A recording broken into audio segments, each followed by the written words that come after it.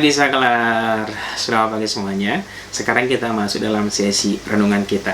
Ada renungan kita hari ini terambil dari kitab 2 Samuel pasal yang ke-15 ayat yang ke-7. Saya bacakan buat teman-teman semuanya. Sesudah lewat 4 tahun, bertanyalah Absalom kepada raja, "Izinkanlah aku pergi, supaya di Hebron aku bayar nazarku yang telah kuikrarkan kepada Tuhan." Nah, yang barusan kita baca terambil dari kitab 2 Samuel pasal yang ke-15 dengan judul perikop Absalom mengadakan persepakatan gelap.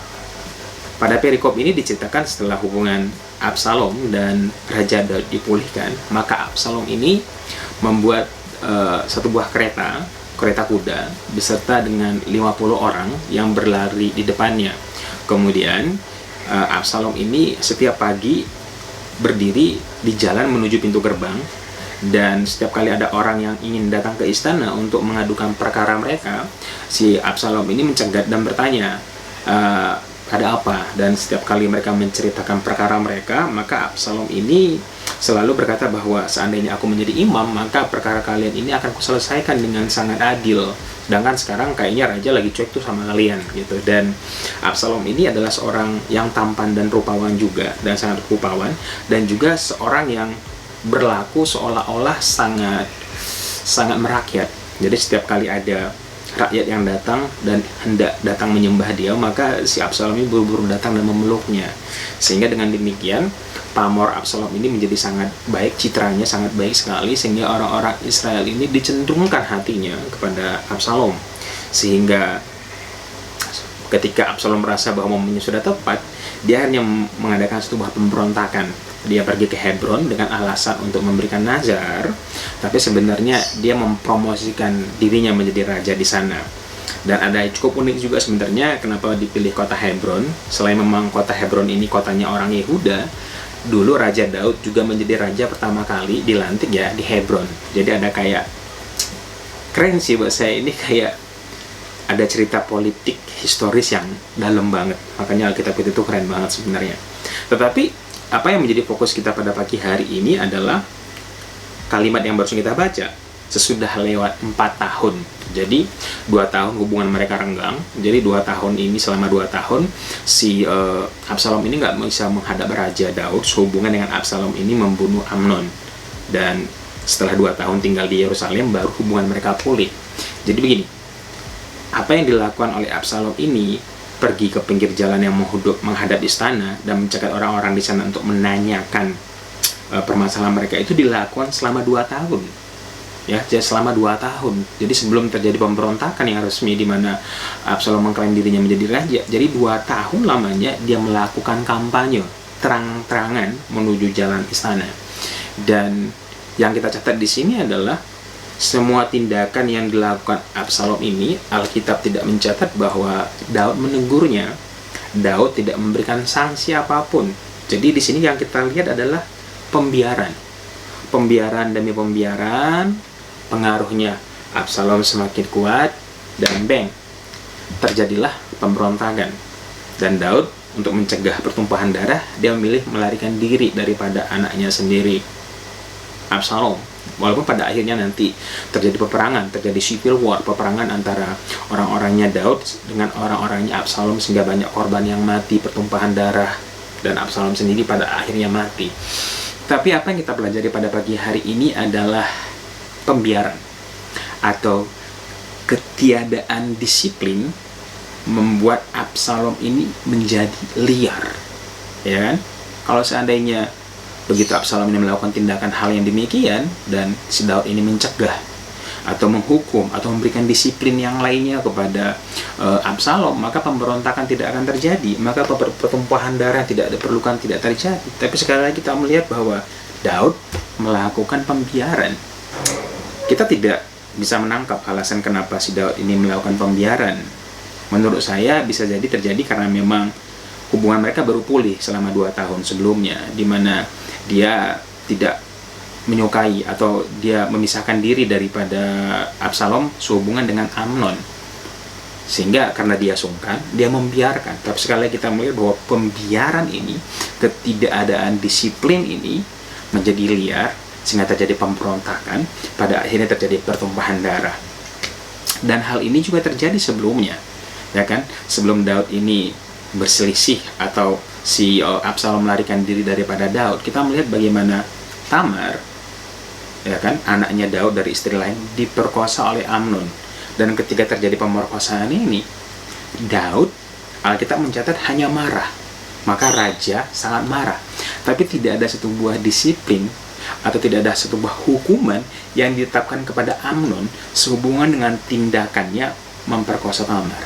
Sehingga apa yang terjadi? Absalom menyimpannya dalam hati.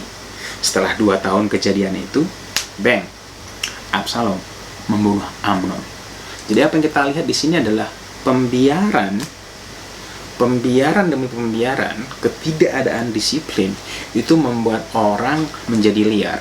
Dan segala suatu tindakan liar yang dibiarkan akan menjadi satu buah kejatuhan, akan menjadi sebuah malapetaka yang memberi dampak kerugian bagi semua orang lain, bagi orang yang seharusnya memberi disiplin dan juga bagi orang yang harusnya menerima disiplin tersebut. Oleh sebab itu, pelajaran apa yang kita bisa refleksikan buat kehidupan kita pada pagi hari ini adalah kita harus menghargai disiplin yang dibebankan kepada kita. Saya tahu bahwa ketika kita didisiplinkan itu nggak enak, teman-teman. Tapi ingat bahwa apabila kita tidak didisiplinkan, maka kehidupan spiritual kita, kehidupan pekerjaan kita, hubungan kita, apapun itu, apabila tidak diatur dengan satu buah disiplin, akan menjadi liar. Dan segala tindakan yang liar, kita lihat di sini bahwa itu akan merugikan diri kita sendiri dan orang-orang sekitar kita. Oleh karena itu, kita harus belajar pada pagi hari ini bahwa kita harus menghargai disiplin yang diberikan atau disiplin yang dijatuhkan kepada kita, sekalipun itu tidak enak. Jadi, sekali lagi, kita harus meresponi disiplin dengan satu buah sikap hati yang mau diajar. Karena sekali lagi, disiplin penting untuk membuat kita stick berjalan pada aturan main, perjalanan yang sebenarnya. Itu dari sisi kita apabila kita menerima disiplin. Tetapi apabila posisi kita sebagai orang tua, sebagai atasan, sebagai leader yang harusnya memberikan disiplin kepada anak-anak kita, orang-orang di bawah kita, kita juga harus melakukannya. Jangan merasa sungkan seperti Daud, ya, karena saya menangkap persepsi bahwa si Daud ini sungkan, ya kan? 2 tahun hubungan nggak baik, 3 tahun, jadi 5 tahun, karena 3 tahun kan Absalom tinggal di Gesur kan, jadi ada 5 tahun hubungan mereka nggak baik, sehingga ketika si Absalom ini bertingkah, Daud nggak enak, dibiarin. Begitu juga dengan kita, jangan sampai kita merasa nggak enak terhadap anak-anak kita, terhadap orang-orang di bawah kita. Apabila kita melihat mereka sudah mulai salah jalan, maka memang kita harus menegur. Karena Tuhan sendiri pada bahasan sebelumnya bilang bahwa kepada anak-anak Daud nanti dia akan pakai rotan untuk mendisiplinkan mereka. Begitu juga dengan kita sebagai leader yang diberikan tanggung jawab, kita harus memberikan disiplin kepada orang-orang di bawah kita, supaya orang-orang di bawah kita ini hidup mereka teratur, tertib, sehingga mereka berjalan sebagaimana mestinya, supaya hidup mereka itu mencapai apa yang Tuhan tetapkan dalam hidup mereka. Karena apabila kita tidak memberikan disiplin, teguran, hukuman yang penting, yang perlu pada mereka, maka mereka menjadi liar, dan liar tersebutnya itu akan merugikan diri mereka sendiri, orang-orang sekitar mereka, dan merugikan kita. Tetapi ada yang menarik dengan kata disiplin, karena kita tidak bisa menerapkan satu buah disiplin tanpa yang namanya keteladanan. Jadi ketika kita membuat satu buah peraturan, kita membuat satu buah disiplin, kita harus memastikan diri kita sendiri dulu sudah menjalani disiplin tersebut. Jangan sampai kita membuat aturan, kita bikin punishment, aturan-aturan misalnya punishment, tapi kita sendiri tidak sanggup menghidupinya. Jadi, di tatanan kita sebagai seorang leader, sebagai orang tua, sebagai atasan, ya ada satu buah tingkatan yang harus kita capai. Bahwa kita harus make sure diri kita bisa mempertanggungjawabkan, bisa menghidupi peraturan yang kita bikin.